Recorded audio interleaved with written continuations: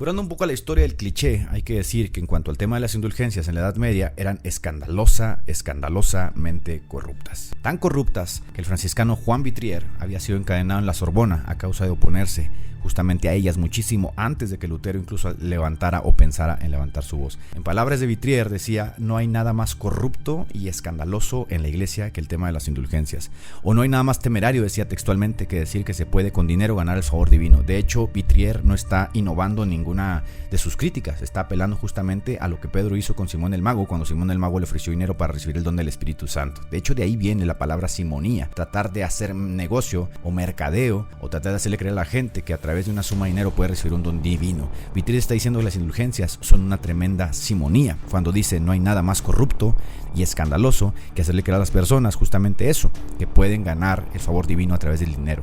Así que el charlatán, el dominico de Tetzel, pues no llegó haciendo uso de ninguna predicación novedosa a Wittenberg. Yo creo que ni siquiera conocía a Lutero, sino que llegó haciendo uso de una predicación muy conocida, tan conocida como la que se usa cada domingo los predicadores de la prosperidad evangélicos cuando te dicen que si pactas vas a recibir el favor divino.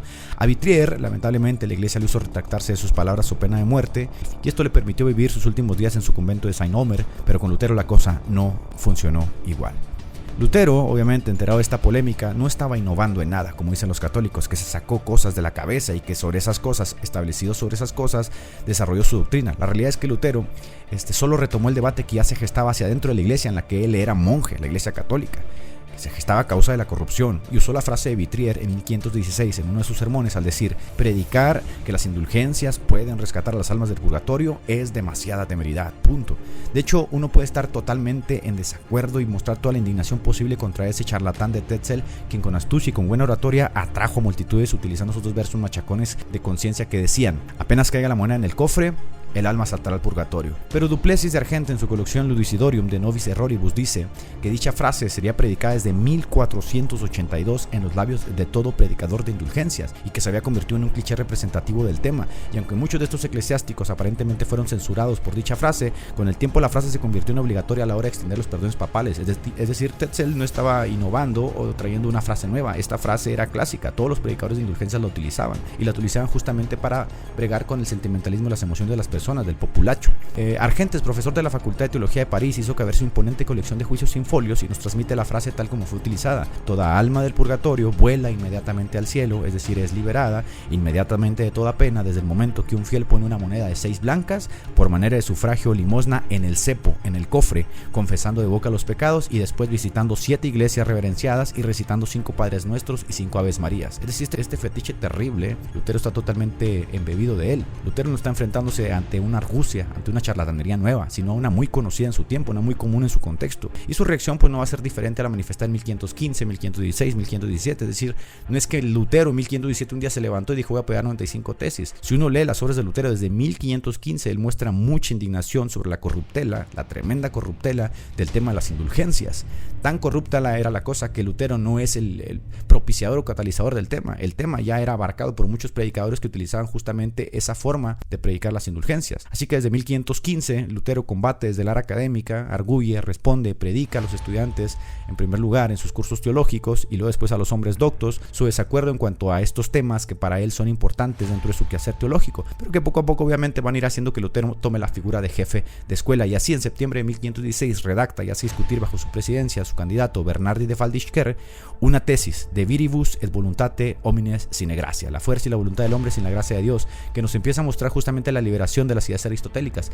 En 1517, exactamente en el mismo mes de septiembre, redacta y preside una nueva disputa de 97 tesis contra la escolástica que se van a convertir en las grandes directrices de su doctrina. Todas estas directrices, todas estas ideas, todos estos debates, Lutero siempre los dirigió al área académica, nunca al populacho. Y con ese vigor que le caracterizaba y que muy pocas veces tendrá en mesura, Lutero está promoviendo disputa de forma prolífica de todos los temas que le atañen desde la perspectiva de la religión en la que él se desenvuelve. Una perspectiva primeramente académica, universitaria, que rivalizaba con el pensamiento de las escuelas de Erfurt, de Leipzig, de Frankfurt, de Oder y de otras partes. Es decir, Lutero nunca estaba tratando de convencer al populacho. Él enviaba copias a sus amigos, interactuaba con ellos, diseminaba sus ideas, las enviaba a las otras universidades, polemizaba de forma intelectual, siempre desde el área intelectual. De hecho, en Lutero tenemos a un académico de alto nivel muy prolífico. Y para quien diga que Lutero clavó las 95 tesis con la idea de incitar al populacho, hay que decir que las tesis estaban en latín, la gente no sabía ese idioma. Y hay que decir también que la puerta de la catedral de Wittenberg se veía como un tabló de ideas, es decir, ahí se podían clavar todas las ideas que se podían proponer a debate, siempre desde el sentido académico. Y así eran las 95 tesis sobre el tema de las indulgencias. Ruego a aquellos que no puedan estar presentes en la discusión oral que intervengan por carta, es decir, Lutero está invitando a un debate. Y esto nos muestra primeramente que nada, que el monje agustino pues está acostumbrado, no le es ajeno el debate, le gusta el debate, como tampoco el tema de las indulgencias, de las cuales él empieza a participar a causa de la predicación de Tetzel. Pero a Tetzel no lo necesita, tampoco necesita los escándalos de la predicación de Tetzel,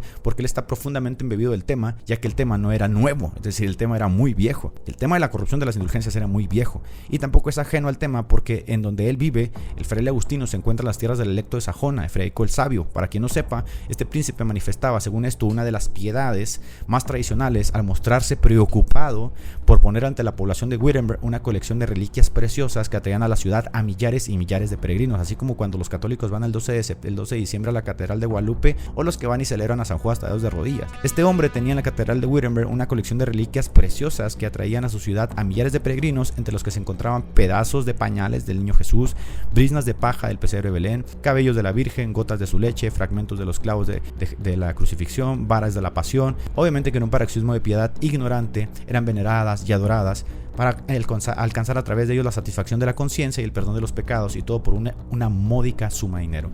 En 1509 se decía que había 5.000 reliquias en aumento, y iban en aumento de manera exponencial, porque en 1520 había nada menos que 19.000 reliquias, entre los que se encontraban 42 cuerpos de santos, justamente como los que se encuentran hoy en muchas iglesias, los llamados santos incorruptos. Y todas estas reliquias podían venerarse en la iglesia del castillo, que por eso se hizo muy famosa. A cada reliquia se le daba un valor cronológico, es decir, por ejemplo, contemplar un hueso de un santo difunto valió una reducción de 4.000 años de purgatorio. Una de las monedas de plata que le pagaron a Judas para entregar a Jesús, 1.400 años. Si sumabas todas estas reliquias, este valor cronológico alcanzaba un valor de 1.902.000 días fuera del purgatorio. Este templo además tenía una de las actividades más febriles, porque se celebraba más de 9.000 misas cada año, en las que 1.100 de estas misas eran cantadas. Y esta enorme fuente de ingresos, justo como tienen todas las capillas donde estas advocaciones o lienzos o estatuas que lloran sangre, pues hacía posible el mantenimiento no solo de la iglesia, sino también de la universidad en donde Lutero era profesor. Así que Lutero no es un ignorante del tema, está totalmente imbuido del tema. Estas indulgencias se obtenían sobre todo visitándolas el lunes siguiente al Domingo de Misericordia, o pagando una ofrenda especial el 31 de octubre, Día de Todos los Santos, y es este día el de más auge, donde la gente se abarrotaba, porque era el día más solemne, el más concurrido. Después de haberse confesado, la indulgencia plenaria de la porción núcula, indulgencia ab omni culpa et poena, surtía su efecto en el alma desconsolada, o en efecto, hacía que el alma del purgatorio volase al cielo. Lutero obviamente va a mostrar su desencanto, y el 31 de octubre de 1517 ahora sí se opone públicamente. Lanza sus 95 tesis, sugiere primeramente una discusión pública, un debate. Él tiene confianza, su pueblo lo conoce, saben de su desencanto, lo siguen, algunos abrazan su celo, otros no saben qué pasa, no saben si es una crítica a la iglesia, es una crítica a la indulgencia. La mayoría de sus discípulos le habían preguntado qué pensaba la predicación de Tetzel. Lutero no conoce a Tetzel, pero sabe que el tema de las indulgencias es un tema corrupto, así que usa a Tetzel de pretexto e inunda sus tesis justamente basándose en lo que Tetzel está trayendo de nueva cuenta al populacho. Después de haber predicado contra los abusos por varios años, ahora sí Lutero promueve una cena pública que atraiga la atención de los fieles, que aturdidos por la ignorancia, pues se aglomeraban todo el día a contemplar las reliquias de Federico el Sabio. Y su crisis afecta a Roma, obviamente, afecta a Federico, afecta a su cátedra, afecta al status quo, sobre todo afecta el dinero. Como dice en la frase, ¿quieres saber cómo funcionan las cosas? Follow the money. Y Lutero obviamente está afectando el dinero de Roma y afectando el cofre de Tetzel.